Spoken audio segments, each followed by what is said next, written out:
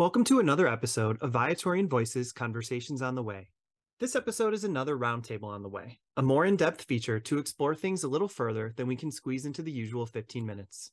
This roundtable is one of a three-part special to mark National Vocations Awareness Week, an effort to increase mindfulness of vocational discernment and encourage people to explore God's ongoing invitations for them and respond with lives of loving service. In this second part of these NVAW roundtables, we explore fatherhood, marriage, and family life. For this topic, we have two guests. Associate Brian Hansen has been a Viatorian since committing in 2020. Brian graduated from St. Viator High School in 2011, has volunteered in several capacities at Viator House of Hospitality, and has been a theology teacher at St. Viator High School since 2019. Also, we have Jacob LeSage. Jacob is a parishioner at Maternity BVM Parish, a Viatorian-led parish in Bourbonnais, Illinois. Jacob has been a Viatorian Youth Congress young adult leader, and his wife Amelia has served in that role too. And I'm your host for this conversation, Pre-Associate Dan Masterton. As a husband of 8+ years and a father of 3, I joined in the conversation with Brian and Jacob too. Each gentleman will offer a bit more introduction as we get started. Enjoy the conversation.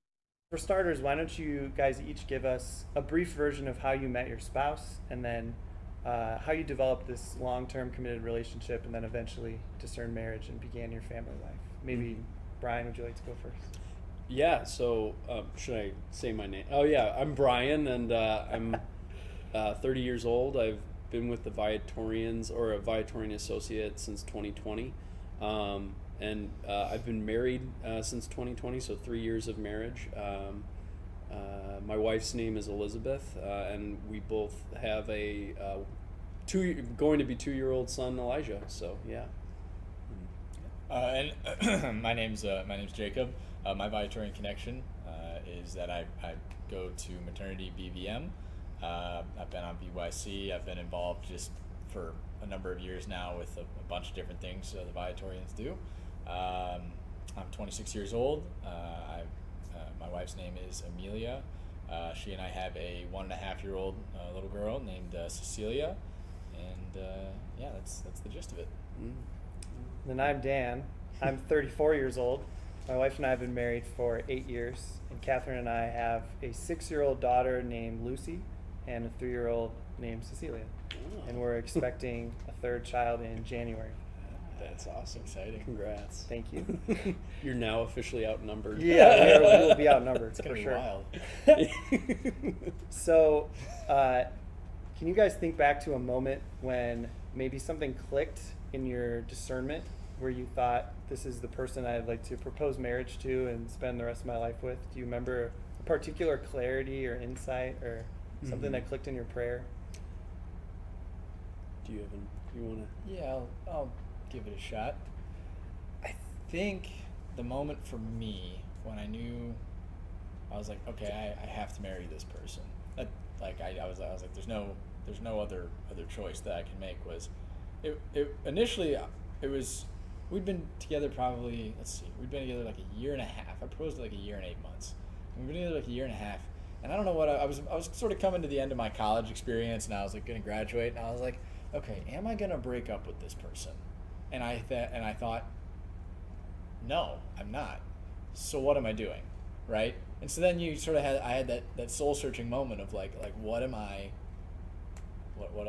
doing, right? I'm not going to break up with her. I'm going to be with her for the rest of my life. What am I waiting for? And so it wasn't, it was a lot of little moments. As far as like specifically the part that made me like comfortable with that though, I think there's a couple of moments where, I realized that I had become a better Catholic through my wife and her family than I had ever been in my life prior to knowing them. Wow. And so that was a moment where I was like, I can't lose that. This is like the most fulfilled spiritually that I've ever been, because they've opened this world of deepness that I didn't know existed. So, I mean, I guess that was like the wow, this lady's special. That was the moment. So when I realized all of those things. Yeah, and going off of that, like for me, so my now wife and I, like we met doing missionary work for the Catholic Church in the Diocese of Green Bay and throughout the Diocese of Wisconsin. And after our time serving the church, that's when we started dating. And when we actually dated long distance. So she was living in Minnesota while I was living down here in Illinois. And that was like from 2017 until our marriage in 2020. You know, during our like visits, we weren't like seeing each other every month. It sometimes was just during certain moments throughout the year, like Christmas, Thanksgiving. And I remember, like, I think it was in October of 2017 when she was coming down to see my family and visit with them. I'll never forget, like, she was meeting my family members, and she was seeing how I was interacting with my siblings, specifically my sisters. I'm the oldest of 4. And then I remember after that interaction, I was going to take her down to be with my grandparents, my dad's parents, who live on a farm, because she's originally from a farm community, and I thought that would be kind of like nice, like, oh, like, hey, I got a little bit of farming background, yeah, you know. But while we were driving down, believe it or not, like, she just starts chewing me out on like acting more like a dad to my siblings than like being an older brother, like. You know, and I was just like, where is this coming from? I was like, and we just had started dating back in like June of 2017. But like during that whole time where she was like, you got to be more nice and patient with your sisters. Like, rather than like being like on guard, I just had this sense of like, oh my goodness, like I'm getting called out for all the areas I'm falling short. But all the while, I don't feel unloved. Like and I thought that was a wake-up call for me, because that was something that I was desiring if I was called to married life, that I would be with, in my case, a woman who was going to love me in my most shining moments where I was shining and living a life like Christ, but also in my moments where I was missing the mark and like really just not living up to Christ's standards. So that was a definite moment where I was like, I think this is the one that the Lord was calling me to be with. So, wow. Yeah. Yeah, you can receive the constructive criticism with charity because you know the place it comes from, or like authentic love, that you don't feel inadequate to it. You know that it's right on point. Mm-hmm. You can take it the right way. Yes, yeah. Loving improvement, not yeah. Because I really think, like, at the end of the day, everyone is aware, like, there's a part of us that we're not happy about, right? Or that we know, like, I don't like this about myself. And what if someone finally sees that part of me? What are they going to do with that? How are they going to respond? And when you encounter someone who can respond to it and say, hey, you got to work on this, but I'm not leaving you, which is, I think, is a fear of a lot of young people, or just people in general. Like, when you encounter someone that is willing to invest and commit rather than hit the eject button, that's like a big sign, I think. That's so real. You know, love is a decision instead of an impulse or a feeling. Yeah, exactly. Yeah. I remember talking with my best friend when we were both kind of starting to think about proposing to our girlfriends, and he used the kind of analogy of, when you think about someone, you think about a future with your girlfriend, can you imagine anyone else, or is it automatically, immediately that person every time? And he said he'd kind of gotten to that point where no matter what he was thinking about, it was always with her. She would always pop into the vision or the imagination. And said, the version I kind of gave back to him was, whenever I think about something I'd like to do or something kind of hypothetical, I imagine it will be better if I'm doing it with her. Whereas if I were on my own, or I was with some, insert a different partner here, it would go differently. When I imagined something, I included her in that imagination or that vision, and it just automatically felt better, felt fuller, richer. And it kind of clicked for me. This is kind of sappy, but I was volunteering abroad in Ireland, and I ran a half marathon. And you kind of need a lot of different things in your heart and mind to get you through to the end of the race. And one of the things that popped into my head as I was running the last third of the race, and I had gotten ahead of my pacing group, and I was feeling really good physically, but I kind of had to trick myself into holding that together through the finish line. I imagined her she was living in the States and I was in Ireland, but I imagined her along like, you know, the rope line, like holding our child who did not exist. Wow. And for whatever reason, I didn't force that image into my head, but it kind of sat there with me, and I finished at, you know, ahead of my goal time and feeling like weirdly still really good. I mean, it hit me hard at the end of the day and the next day, but that image kind of never left me, and I feel like it sort of came true by the way our marriage and our family life unfolded going forward from that.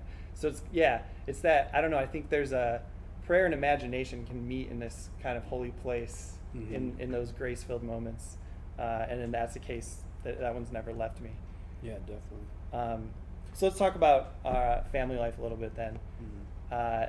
Being a husband, being a father, there's a lot of blessings, a lot of challenges, opportunities to learn about yourself. What if we maybe talk about some of the good stuff first? What are some of the blessings of being a husband, of being a father? What are the positives that we really appreciate? Yeah. Well, I don't know, Jacob. The difference to me, gosh, blessings of being a husband. You know, she keeps me in line so well. Like, how to say this? You know, how do I say this? It's like, I would not be able to function without her in a lot of ways. I would function worse without her, right? You know, I would be able to, you know, I could keep track of myself, but I would never be able to do anything more than that. She pushes me in so many different ways because, you know, so being a husband, it's one of the best parts about it, and this is a weird thing to say, right? But I didn't realize it until the last year maybe, was for me, one of the best parts is that I have to sacrifice, right? I have to care about someone more than myself. Yeah. I have to make decisions for the betterment of her often, right? And like, I'm called to do that, right? That's one of my roles. And so, you know, simply by her existing, that has driven me to new heights of achievement, of you know, both personal, spiritual. You know, it's driven me to learn skills that I never thought to learn before. You know, it's you know, for me, it's forced me to look at my finances. Like, what am I doing for the future? You know, I never thought about life insurance really until I got married, and then I was like, oh, that's right. Man, I gotta think that, about that. So like, there's like a big practical side that being with her has driven me to achieve. So I guess that's. Yeah, I would say, echoing that, like, the blessings within marriage are, well, okay.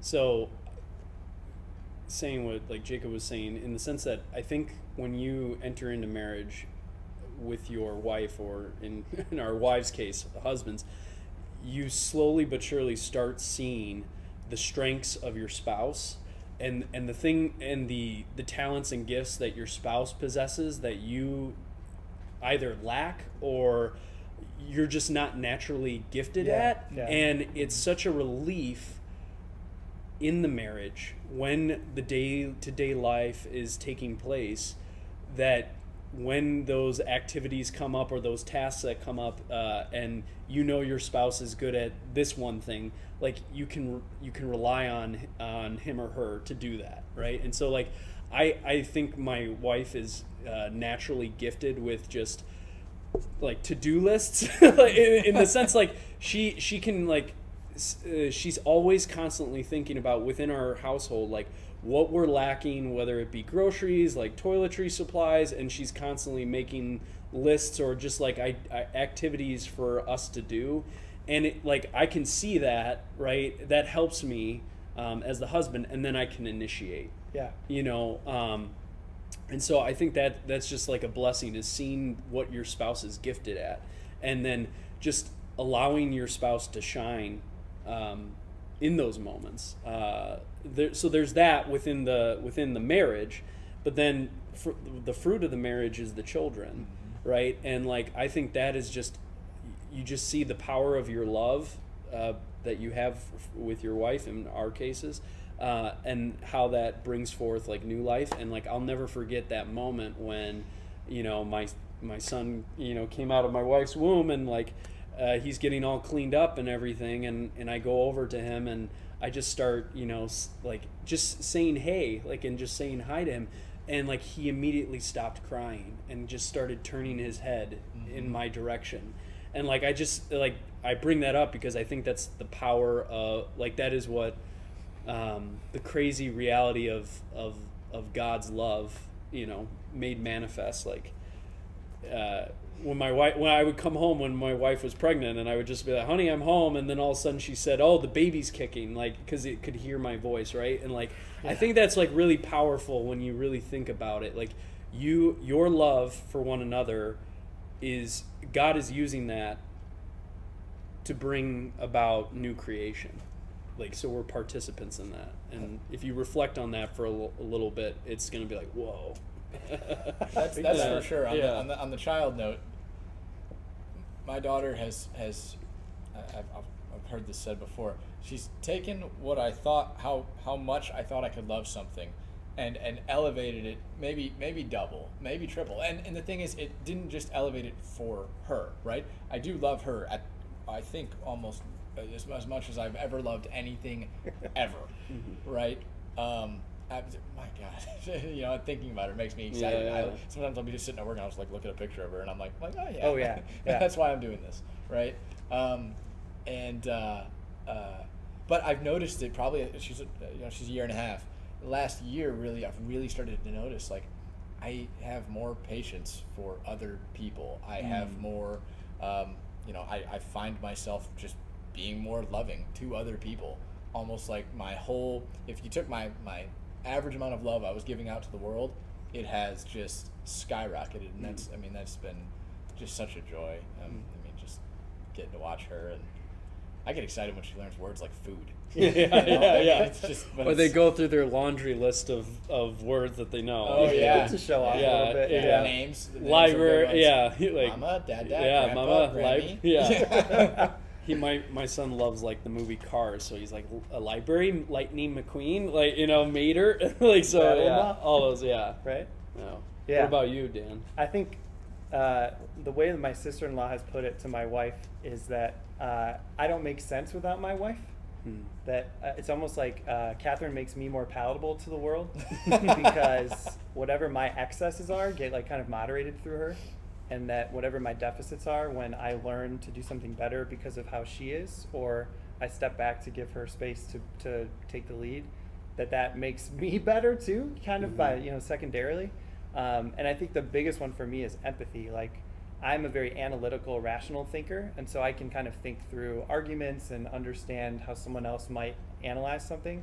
But to think about how someone's feeling and to understand the emotions someone might be having didn't come as naturally to me. Like you said, you just have natural deficits and natural strengths.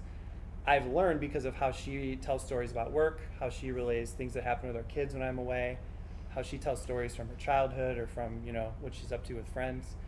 Like, she has an empathetic capacity that I don't have, and my empathetic capacity has expanded because I've learned to think and respond to people the way she does. And I think that it helps you as a husband to be a better husband, but then you also see it in the way you take care of your kids, because you're trying to keep up with your spouse's strengths. And then there are other times where how you would handle something doesn't stack up. Like my 6-year-old daughter, when she gets frustrated and emotionally upset, she reaches a point where she won't talk to me anymore, and she'll just wait for mom to get home. And we're trying to like tell her, like, you have to at least give like a small version of it to dad, so he can help you enough so that you can make it so when mom gets home. But sometimes she just wants to shut down completely and wait for mom. And so it's hard to acknowledge that maybe I'm not what she needs in the moment, and I want to try to keep getting better. But it's also a place where I know when my wife gets home from work, she'll take care of it, and my daughter will feel understood and heard, and she'll come back to me. And so you have to sort of lean into it. It's humbling, right? Yeah. It kind of stinks, but it helps you grow to be who God created you to be if you understand that there's a part of you that's drawn out by the person who gets you more than anyone else and is closer to you than anyone else. And it's vulnerable, but it also, there's a lot of upside, like you said. You kind of realize new max outs because you didn't know that you had such capacity until someone showed you had it by the way they loved you and the way they modeled love for you in your marriage and with your kids.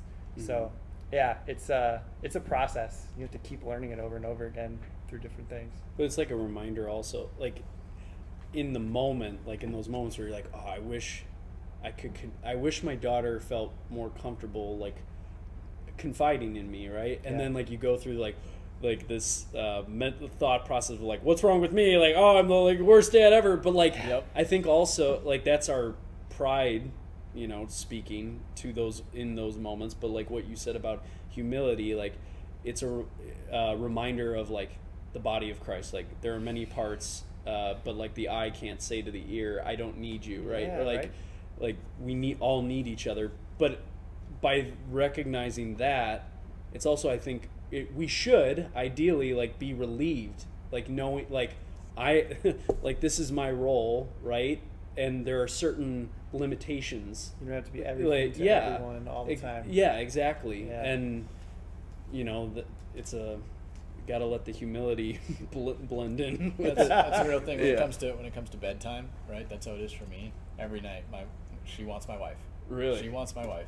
And I'm so not good enough that she will not even allow me to pick her up out of the crib, like 95% of the time. Whereas it's the opposite for me. Like I put Elijah to bed all the time, and whereas she's tried to put him to bed, and then he's still like rambunctious and doesn't want to go to sleep. Yeah. But you know, I don't know. Some things work, and it happens in phases and cycles. And 6 months ago, I was the guy. Yeah.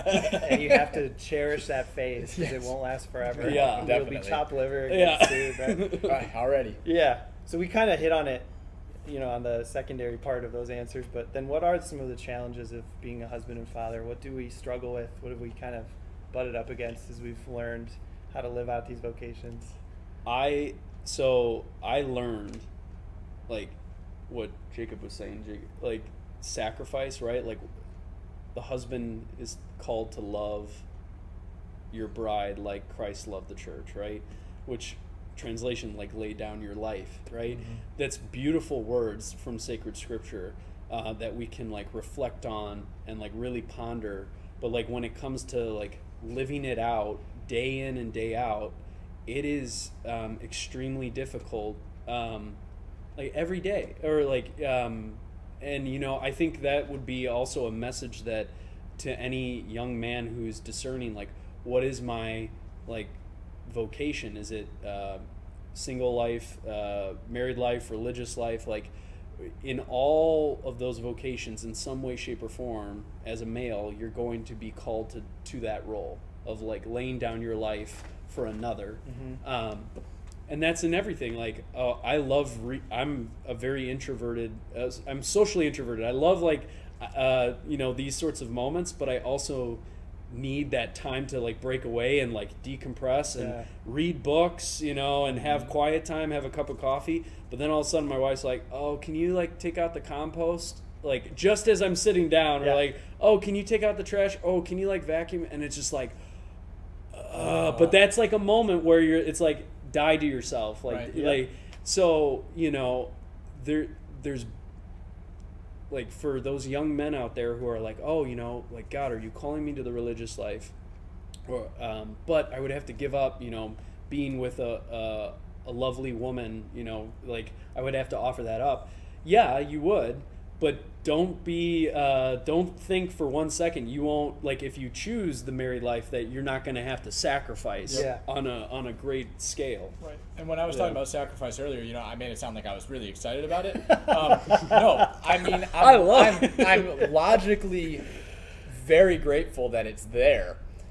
Doing it in the moment is really hard. Yeah. It's not easy. That's why they call it sacrifice. It's not an easy task. And we're human, right? There's going to be times that, you know, you don't die to yourself, and then you have to say sorry. Yeah. You know, for a million reasons. Sorry is big.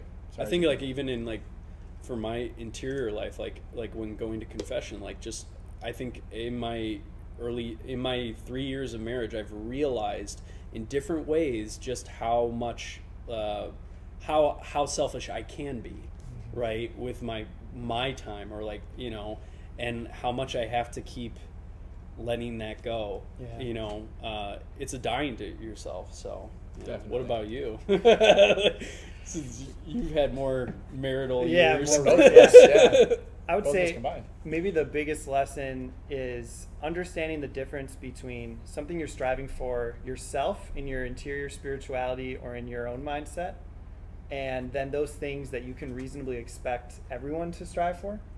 Like, I guess kind of knowing the difference between kind of like flavor or taste or preference, and then that which is kind of like universalizable, like to your whole family or to your spouse and children. Because the tough thing for me is I'm a very minimal person. I wear clothes till they wear out. I buy one pair of shoes a year. You know, I like to travel. I like to go to sporting events, but like I don't really buy a lot of stuff. I don't like to eat out too often. I have kind of minimal ways that I spend money, and I'm happy to live very simply and on very little. But that's not true for everyone, and it's not true for most of my family, not just my wife. But My wife would like you. But so it's been learning what are the ways in which I can make choices for myself, for my clothing, for my, you know, what I do when I'm on my own, what I do when I'm, you know, traveling, or how I, you know, plan things out. But then when it affects my kids or it affects my wife or it's a household decision, how do we do something collaboratively and conversationally where maybe once in a while we compromise in a way that honors my preference, but that I'm not imposing that on everyone else around me all the time? How can I live it by example without imposing it on people who maybe don't want to choose it as often or as extremely as I do? And so I've learned I have to try to make choices myself, model it quietly, talk about it when I'm asked, but to not, you know, impose that on my kids and on my wife in the way they make their choices, which is hard because underneath it is a sort of morality that I think we should all aspire to. But it's also a lot of my preference and my taste. And so how can I model that in a humble and underspoken, understated way while still respecting, you know, my kids developing their own kind of preferences, while maybe seeing how I do it and taking that into consideration as they develop.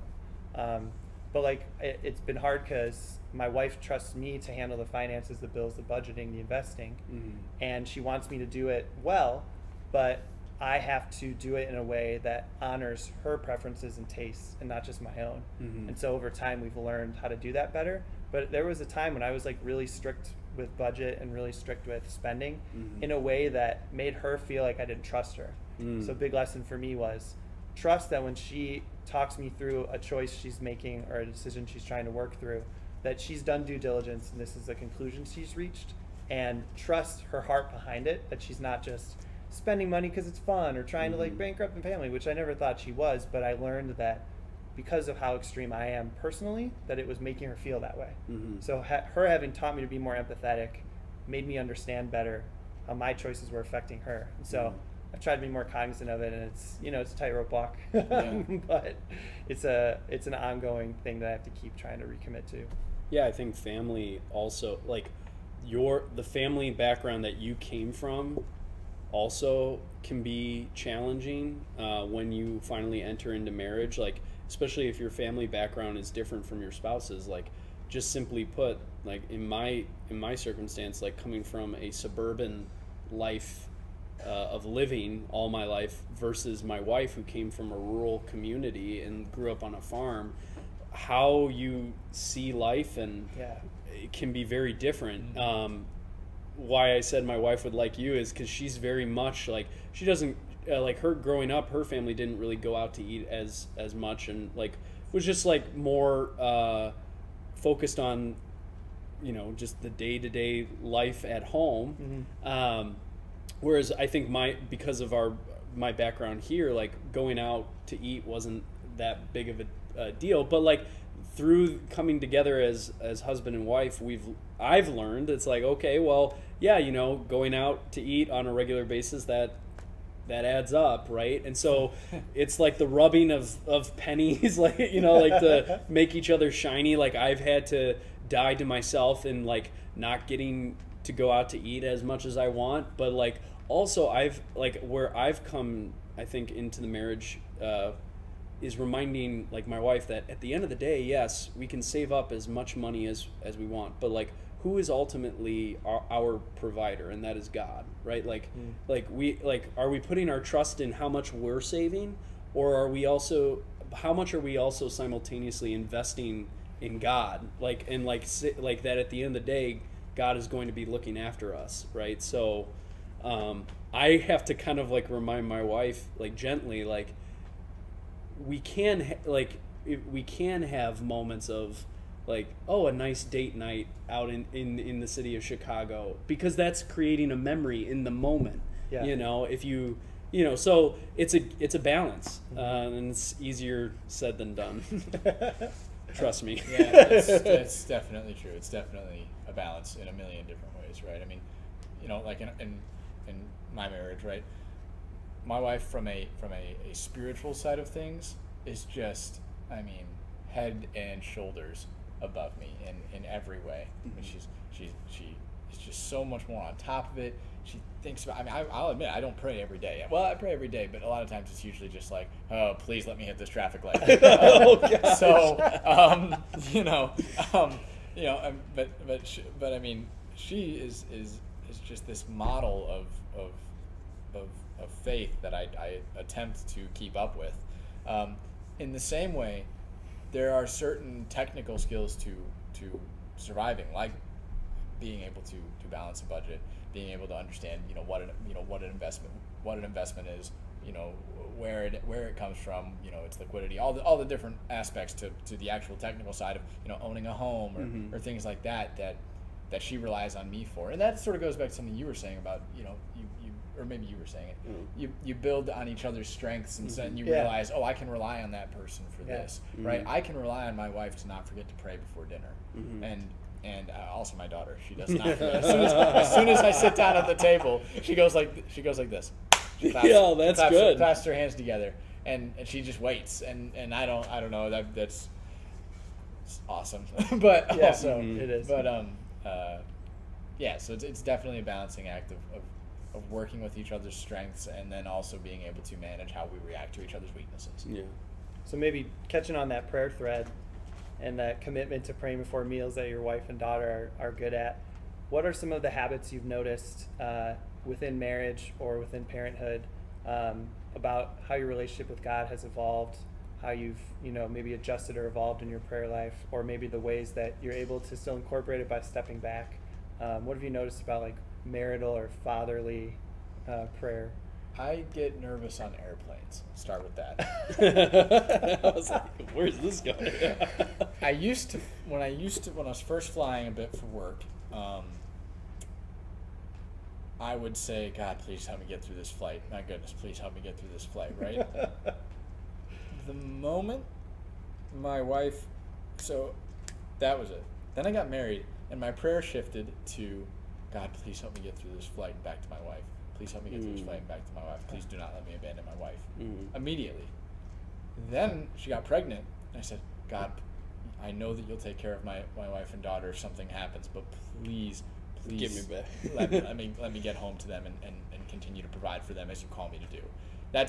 I'm actually flying tomorrow, and I assure you, that prayer, on takeoff and on landing, mostly takeoff, I will be saying that prayer, and it's a mantra. I say it on repeat. And I don't know if that exactly answers the question, but that is how my prayers have morphed. My perspective has changed. It has become less selfish, more for them and for others. And I think in turn that has provided fruits in my own life. It's changed my perspective a little bit on God, and how to talk to Him, and in a way that provides fruit. And then also in other places, actually everyday places, right? We are committed to praying before dinner. We pray before dinner. We aren't always great about doing it. If I come home for lunch, we aren't great about that necessarily. Probably don't do it at breakfast, and I should. But if we are sitting down as a family to eat dinner, whether it's in a restaurant, whether it's at home, whatever it is, we sit down and we say, bless us, O Lord. What's that called? That has a name. Well, Grace. Yeah. No, well, I mean, I didn't know if that prayer had a name itself. No. Yeah, but so, I guess that's what I would say. So for me, like when my wife and I met on our Catholic missionary team, we kind of like went through Catholic spiritual boot camp, and what I mean by that is just like we were pushed into the deep end of just immense prayer throughout the day. So liturgy of the hours, morning prayer, evening prayer, night prayer. In our men's community and women's community, like we were doing daily mass. We had a holy hour every day during the weekday, and praying like devotionals like Divine Mercy Chaplet or Rosary, novenas. So like, I think had I not gone on that missionary team, my prayer life would have been as well versed as it is today. Like I think through that experience, I came to love adoration and see the importance of it. And after my time in missionary life, like I rely on those devotionals, or like if I have the opportunity to do a holy hour or as much of a holy hour as I can with Eli, as long as he's like staying quiet, like I'm gonna do that. But I learned really quickly, especially when Eli was born, like though the amount of time you have to do those sorts of things, to like have a holy hour, which would be my preference, or to sit down and do morning prayer, evening prayer, night prayer, like as a father and as a husband, to achieve that consistently would be like, that would be miraculous. But it was hard when I was coming to that trial of being like, oh my goodness, I'm not being able to do that. And then I was worried, like, is my relationship with God going to flounder?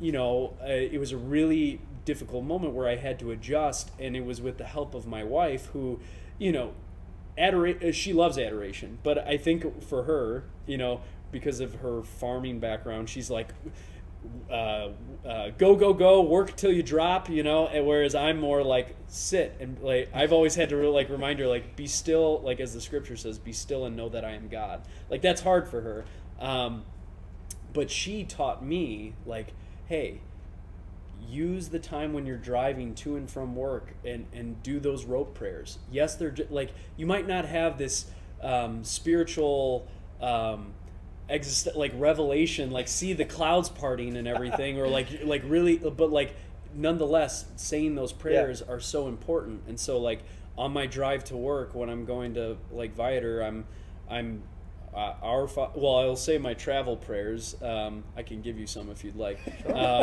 But my travel prayers, and then Our Father, Hail Mary, Glory Be, an act of contrition, and then surrendering my work day over to Jesus and like asking him to take care of everything, and then surrendering my wife's work day over to Jesus. Like so, but that was a really eye-opening moment for me, and it was me having to change myself a little bit, because my default is like I want to go deep. I want to like just like sit with the Lord for an hour and pray and like just spill my heart out, whereas sometimes I think like, oh, the rote prayers, I'm not doing it as good enough, so to speak. So one more thing to add on my end. I realized I didn't really talk about exactly what my wife has brought to that table. So I've always suffered from anxiety to some degree or another. Sometimes never fully incapacitating, but to some degree. I mean, I have panic attacks and things like that occur periodically. And something that I never even considered before meeting my wife was praying about that while I was going through it. And so I'd be like, I'll be going through a panic attack sometimes, and she'll just walk up and she'll just say, Michael the Archangel, defend us in battle, deliver us from, I don't remember the same Michael prayer. The same Michael prayer, which she has memorized, which is amazing, right? Or she'll just say, let's say a couple of Hail Marys. She'll pick one that I know, and then I'll say it. We'll say them together, and that has, it's not full cure, right? But it is a treatment, and it works. It's a management strategy, and it works, and it brings me back to center, and it reminds me, who I'm here for. So whatever's eating me up like that, it's small. It's a small thing. Let's focus on what's important, come back to center, and let's figure this out. Wow. So that's an amazing tool that I'd never even considered using, and she brought to the table that just blows me away. So, you could get something in if you'd like. I was just going to say, like, one thing that has been enlightening for me, because of my go-to is, like, Scripture, because I teach Bible at St. Viator High School, is reflecting on the hidden years of the Lord with his mother and father. Like, the parts of sacred Scripture where you don't learn about Jesus's child, like after his Mary and Joseph find him in the temple and is like around 11 or 12 years old. I forget that little detail, but after that you don't hear about his growing up in life, right? Or even like after he's born, what was happening between his birth and when he was preteen, you know, and like I think there's a reason for all married couples, like there's a reason why the Lord became incarnate and like grew up in a family, like had parents, like because it speaks to the laity. And like as a father, like when Elijah like is crying in the middle of the night and I can go to him and I'm taking care of him, sometimes I've like thought, and like he's finally calming down and is just like quiet because he's snuggling up to me. Sometimes I've thought of like Blessed Mother taking care of Jesus in the middle of the night if he had a nightmare or like was just restless. And like if you just ponder those images, right, of the Holy Family together, like I think there's, as a man, as a husband or as a wife, you can gain so much spiritual fruit. Like how many diapers, well, I don't know, ancient diapers were changed by Mary and Joseph, you know, so many. But like that's the Blessed Mother loving the Lord, right? And so like you as a husband or you as a wife can be holy in those day-to-day acts, you know. So I think reflecting on that allows you to grow in holiness as well. So Jesus was a member of a family, and the modern church has been really good about elevating saints who are models of faith within marriage and parenthood, and not just celibate religious and priests. One thing that kind of hit me when my first child was born and we were taking her for one of her first swims, we like got her in the pool. I was watching a video from our trip, and I was in the pool, and like we get her in, and I'm kind of like taking her around in her little floaty, and I'm kind of thinking to myself like, like I'm the guy in the video, like she's gonna watch this, and I'm the guy in the video, because you know you have to have a moment where you realize like I'm not a kid anymore. My parents, you know, helped me figure out where to go to school and what classes to take and what teams to play for, and now you're doing that for someone else. And it kind of hit me in watching that video, and she's like 9 months old, of like, I have to do those things. And I think faith is a huge part of that. Obviously, we're Catholic. We baptize our children Catholic. We intend to raise them Catholic and support them in living a Catholic faith for their whole lives, we hope. But it comes down to us. And it's like, what are you going to do to model that and form them in that? And like, I want my children to choose it, but I'm also not going to be laissez-faire about it. I have to find a way to model it and show it to them in an attractive way so that they come to choose it for themselves as they grow. And so for us, it's like bringing stuff to church that isn't just cartoons or comic books or random coloring, Disney. Finding books, finding coloring pages. On the Mass or something. On the Mass. We found a great toy that's magnetic pieces where you can actually like set the church and the altar, and you can explain what different things are and do a little scavenger hunt looking around the church. Oh, that's cool. Sometimes we'll just bring plain notebooks, and I'll just draw silly pictures of the altar or a chalice and host, or try to copy the dove out of the window above the altar. And then the other fun one is my wife's background is in nursing, and my background's in theology. So when our daughter asks us those questions that little kids precociously ask, my wife's not afraid of trying to answer it, but she kind of looks at me and she wants me to have those chances to be like, how do you take all that you've come to understand and was your faith-seeking understanding all these years and explain it to a 3-year-old who just asked why animals die, you know? Or you know, where is my mother passed away a few years before my children were born, and talking to them about how she's present without being physically here. Those opportunities are so precious, and like I think if you get in your head too much, you can maybe fumble it a little bit or freak out and not find the words. But I think if you can find a calmness and embrace the humility we've been talking about, it's such a neat opportunity. And I think the thing that consoles me is I know they'll ask over and over again in different ways. Yeah. And so it's not like you have one moment, and if you mess up, it's blown forever. These kids' minds and hearts are just growing and growing and growing, and they're just going to keep bringing this stuff up. So it's kind of neat because you know you're the one, you and your wife, you're the ones that they're going to come to first, maybe grandparents, maybe aunts and uncles, but they're probably going to come to you first with a lot of these questions. And so if you are living a life of faith in your heart and you have a relationship with God and Christ, when they ask those questions, maybe you don't have a prepared speech on index cards, but there's something in you that gets drawn out that you're ready to share. And to me, that's just like, I don't know, it's between that and like choosing a name that we then told God in the church in baptism. Yeah. You have these capacities as like a co-creator with God that are just so, I don't know, like you said, you have to ponder, you have to like wrap your heart around it because it's really big. You know, it's a really major vocationally immense thing that you get to dive into. Well, and I thought you said something very nice, which was, you know, when you're talking about raising your children Catholic, right? It's like, well, you want them to make that choice, but you also don't want to be laissez-faire about it. And I think a lot of people fall into the laissez-faire category. And so, you know, when talking about, you know, the vocation of fatherhood, right? That's a real thing. You know, when you are, you know, as the father, you are the protector, you are the defender, you are the one to lay down your life, you know, if it were needed, right? Something like that. But that's not necessarily just physically. You have to be ready to do that spiritually too. Those questions come up, those circumstances come up, and you can't be afraid.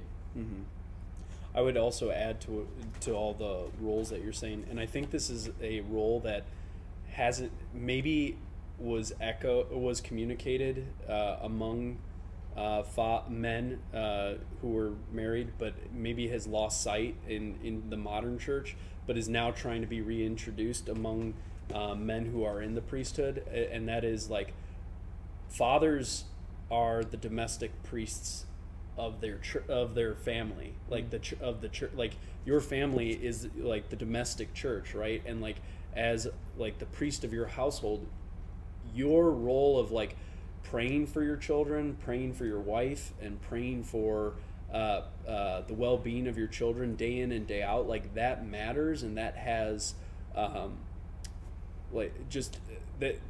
matters, and it has a spiritual effect. Like, so, you know, when I'm putting Elijah down for bed, like we have like a little canister of holy water, and like I bless him every night, but like I also like say like certain prayers like over him, and I actually have my hand on top of his like forehead, and like he feels it every time, and it's like, because it's like I want him to know that like our faith it's not just a part of our life, it encompasses our whole self.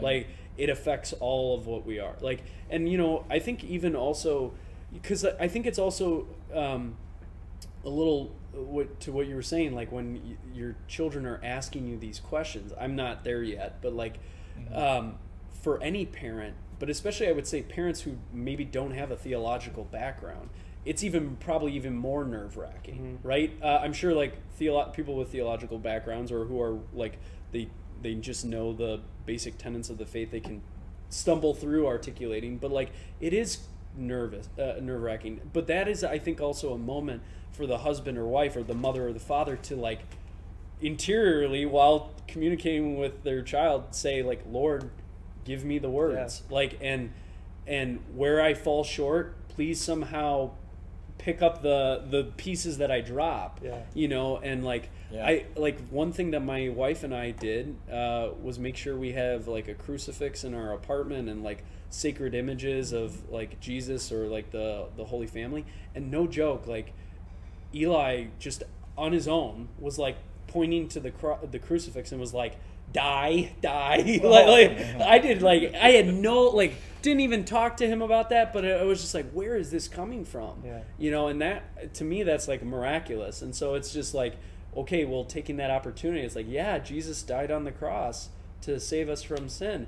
And then he's like, but then I'm like, but he rose from the dead, and then he's like, yeah, die. Like he doesn't, like, he's just so fixated. I will on say that. that's a funny but that's a funny new thing Cecilia's been doing as well in Mass. So So the pastor at Maternity BVM where I attend is Father Jason, right? Mm-hmm. And it turns out when a 1.5-year-old says Jason and Jesus, it sounds very similar. And so when we're in mass, right, she'll point to the front and she'll say something that starts with a J. Yeah. And I can hear, it's a slight difference. She's saying 2 different words, but it's funny how they just pick up. Yeah. It's like and it's sort of like when Father Jason or whoever's doing the consecration, raises the host or whatever. I'm always like, hey, behold, right? Yeah, or like, behold, that's Jesus. That's Jesus. Yeah. Like there he is. You can see him. As your kid is like squirming, and, right, like, pushing your like cheek, and everything. And you're exactly, like, exactly. But it sticks. Yeah. Because now she, periodically will just, while we're in mass, G, yeah, G, yeah. So it's cool. It's One wild. of my favorite things to share with parents at mass is, we have sacramentals, right? We have rosary beads, and we move while we pray the prayers of the rosary. The worry crosses or stones with crosses on them. I like to think of my children as my mass sacramentals. So I'm often holding one of them for some or most of mass, and it's my reminder to be prayerfully present. Yeah. Because if you're trying to hold a child and you're angry or frustrated or upset or annoyed, you're probably not holding them very tenderly and compassionately. You're probably squeezing them too tight, or you don't care if they get uncomfortable or if you have them safe and secure. And it's kind of like they're like my rosary beads. So it's, holding them while with a little tiny head on your shoulder while you're kneeling, or with their butt on top of the pew while you're holding them around. That's you the as you spot, need it. isn't it? Yeah. It's like that's your invitation. You're poking your head around them. Yeah, it's a weird sort of piety, but it's a piety that I love because it's much easier to do that than to try to sit there, with a different, a preoccupation of some kind. They are my focus in a weird sort of distracting way. Yeah. That I kind of welcome, and I always will make a point of trying to get us to mass, no matter how, unless someone's contagiously sick or something. Yeah. I think we're always better off being there and struggling through it than missing it and having it not be a part of our lives that week. Well, and not only are you witnessing to your children the importance of attending sacred liturgy, you are also witnessing your vocation to other brothers and sisters in Christ who are in attendance, right? And it's so in a way, especially for our brothers and sisters in Christ who have already passed the baton of parenthood onto us, it's it gives hope, because let's face it, a lot of young people are rejecting religion altogether, and we're also simultaneously seeing the negative downfall of that, in various ways, and just in individuals' lives or just among relationships in general. And so I think even though you yourself as a husband, or in my wife's case, are struggling to hear God's voice being communicated to you, your spiritual needs in that moment when you're coming to mass, and you're Lord, speak to me, or and you don't, and meanwhile all of a sudden your kid drags you out into the narthex, and you're well, I'm gonna have to somehow hear you out here. Yeah, exactly. I'm gonna get on my knees during the liturgy of the Eucharist, even though I can't see Jesus. But it doesn't. Every little bit counts. Consistency is what matters. So maybe one last question. Thinking of maybe teenagers, college-aged young men and women, young adults maybe in a relationship or thinking about it, how would you address that vocational discernment that young people need to grow into when it comes to state of life? One question that some friends in college brought up to me that has always kind of stuck with me is, can a young man or woman who is committed to their faith ever focus solely on marriage, or does it always come to a certain extent that you're going to consider religious life or priesthood just because of a commitment to faith that draws you to think about profound sacrifice, about countercultural choices? And to me it was I did have a moment when I was 17, 18 where I was thinking about it, but it didn't last too long, and I felt called to marriage, and I kind of put all my eggs in that basket, and I think that was prayerfully and vocationally sound. But how would you kind of what insights would you pass on to those a few years younger than us or maybe around our age who are having these questions? I think it might be a mistake to not call marriage religious life. I think it's different,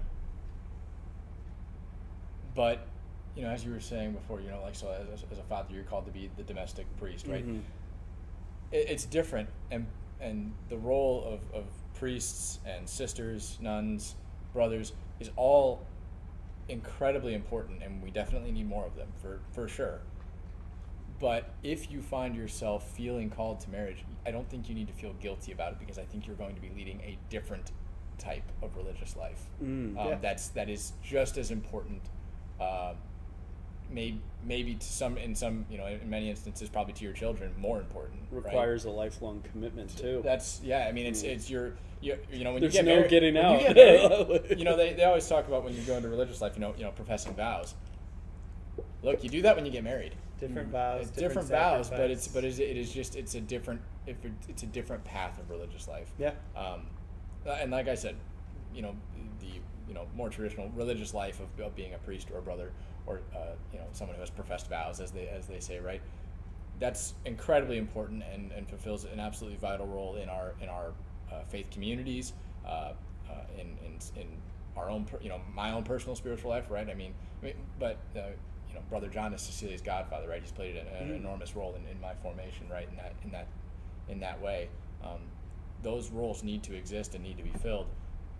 But don't feel like you're letting down God if you don't do that. Yeah.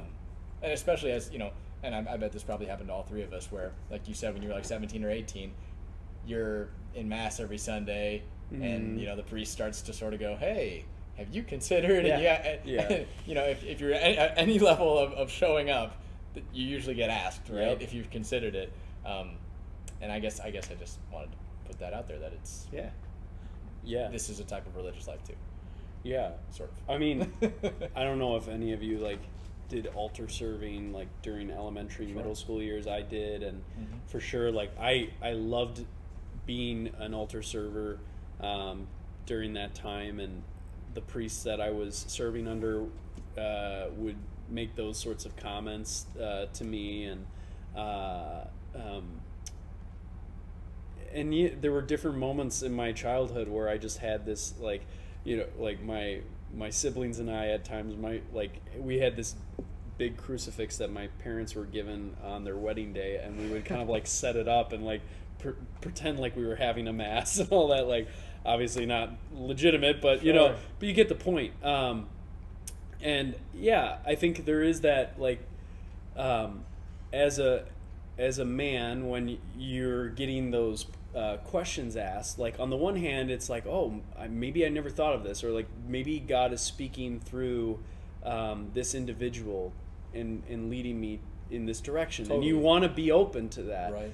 But I think there was always a part of me that was Lord, if you're calling me to the priesthood or the religious life, I will do it.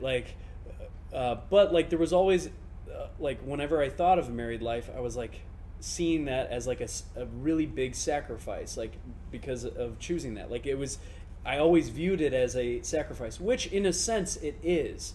But I think for those men and women who are called to the religious life, that while it is still technically a sacrifice, there's so much peace, joy, and consolation that one receives when entering that path. But for me, I think for those men and women who do go through a discernment process where they're discerning with the religious community, or they're going into seminary or the convent, if by chance you go through that for a period of time, but then you discern out because you realize that wasn't your calling, those years weren't wasted. No. Mm-hmm. Those years prepared you, God willing, if you're called to the married life, for your future spouse. Mm-hmm. To prepare you for the reality of dying to yourself and sanctifying your spouse and leading your family to heaven. I think that's very important. For me, I remember growing up, in my high school years, I just remember as a teenager, I'm in my bed And I just remember one night I just couldn't fall asleep. And I remember like looking over at the other side of my bed, and it was obviously empty. But like in that moment, I just all of a sudden felt like sad, and there was this empty, like there was just, I knew there was this like hole in my chest. It felt like, and I remember tearing up like in my early high school years, like when I recognized that I was like I was alone, right? And I remember I went to adoration one night. And I shared that with the Lord. I was like, Lord, I know you know this. Like, you were there. Like, you're always present. Like, You were there. You were there. But this is the first time I'm bringing this up to you. This was, like, during my time in missionary years. So, like, after college. And I shared that with him in adoration. And I just remember hearing a voice. And I do believe it was the Lord. Like, and it was from Scripture. It is not good for the man to be alone. Right? And that was my, like, reassurance. Like, married life is holy, it is true, it is good, and it's beautiful. And there, like, you can be holy, you can be a saint as a married man or a woman, right? Like what you said, like Saint Teresa's parents, Right. Like they're canonized, Saint right? Joseph. Yeah, exactly. You know, so But he was kind Yeah. of a yeah. Oh man, yeah. So yeah, I think that's I think that's just something the church needs holy religious brothers, sisters, and priests, deacons. Desperately, in many Desperately, cases. yeah. But it also needs holy marriages. Because we're the primary educators of the next generation of Catholics. So. Yeah. My hope is always that young people will discern from positivity, from those things that they are, and not from those things that they are not. Like, I don't want a young man to say, oh, I can't, maintain an exclusive relationship and get to know a woman well, and so I must be destined for priesthood. Like, well, no. You should be destined for priesthood because you've a strong motivation to be a servant leader, to give of yourself, to celebrate the sacraments, to be Well, a lot of Viatorian religious told me, like, it would be very concerning if we encountered a man who was desiring religious life or priesthood, but they didn't have a sense of appreciation or a desire, like the possible desire to want to be a father, like a biological father, because that is innate in every male. Like the desire to be in some sort of fatherly role, right? Like, so to not want that is very concerning, right? Because you're going to need those attributes in the parish life when you're dealing with those cranky parishioners, right? Or like, why was your homily too long? And you're like, I got to be patient with this brother or sister in Christ, just like you have to be patient with your cranky 1 to 2 year olds. Yeah. I think Oddly similar. Yeah, exactly. vocation comes from integration and not compartmentalization. So it comes from you being whole and put together completely to be who God created you to be, not from denying your sexuality, but from understanding it in proportion to the chastity, either as a celibate, vowed religious or priest, or as a chaste husband or wife in a marriage. And so I always hope that young people will identify strengths and gifts and passions and talents and identify needs of the world they feel drawn to meet, and not think about what they aren't. Because even someone who's single, it's not just that you're not married or not religious or not a priest. It's that you're not committed yet, and you have a kind of a profound radical openness. You can receive things that a person in a committed or marital relationship or in professed life cannot receive, and you have a way to give of yourself that those people can give, but not in the same capacity that you can. So I always hope that young people will look in positive lenses at the things that they are and the ways that they want to give of themselves, and not think about what they're not. Because I think especially I sympathize with young men as someone who had a lot of trials and failures in college dating. Like, just because your girlfriend broke up with you after 2 months doesn't mean you should be a priest. And just because you were accepted to the pre-novitiate and you did formation for a year doesn't mean that, and then you left, doesn't mean that you should get married. You have to discern from strength, from positivity, or from abundance, not scarcity. You have to find those places where grace and love is moving, and not, run from the places where it's harder to find. Yeah, and we have to also be careful of like the language, especially as for us in the married life, like the sort of language that we hear in the secular world, like, oh, he completes me or she completes me, right? Like when in reality, like, if that were the case, then all of us would be, for all those religious or those people who are living the consecrated single life or just single life in general, like, there's a lot of half complete people. Yeah, Got to bring 100 and 100 to like, that relationship. Yeah, but it's you are, complete, in the sense that you're made in the image and likeness of God. You in of itself. But when you enter into marriage, you are being sanctified by the other, right? Like you are being honored by the other for who you are, but simultaneously, like, growing into the fuller person that God dreams you to be, right? So I think, like St. Irenaeus, like a church father, like he said, the glory of God is man fully alive, right? And that, I think, is what vocation is like you being fully alive in the calling that God is calling you to. So, life calling. Yeah. Well, thank you, guys. Yeah, thanks. This is fun. Yeah. That's all for this installment of Roundtables on the Way. We thank Brian and Jacob for their reflections on fatherhood, marriage, and family life. We pray for Brian and his family, Jacob and his family, and all the families of Viatorians striving to live out our faith within our families. Viatorian Voices Conversations on the Way is a production of Viatorian Vocation Ministry. The Viatorians are professed brothers and priests, together with women and men lay associates, who proclaim Jesus Christ and his gospel and raise communities where faith is lived, deepened, and celebrated. In the footsteps of Venerable Louis Curbs and under the patronage of St. Viator, we strive to do everything well so that through us, Jesus may be adored and loved. To learn more about our community, visit Viatorians.com or follow us on social media at Viatorian USA. Those seeking support and accompaniment in exploring God's invitations for them are invited to reach out to Vocation Ministry. Send us a DM on social media or email vocations@Viatorians.com to start a conversation. Young adults seeking to engage with the Viatorians and other young adults can request to follow our private Instagram at ViatorianYA on the way to connect in. On behalf of Brother Peter and the Viatorian community, I'm Pre-Associate Dan Masterton. Venerable Louis Curbs, inspire us. St. Viator, pray for us. Adored and loved be Jesus.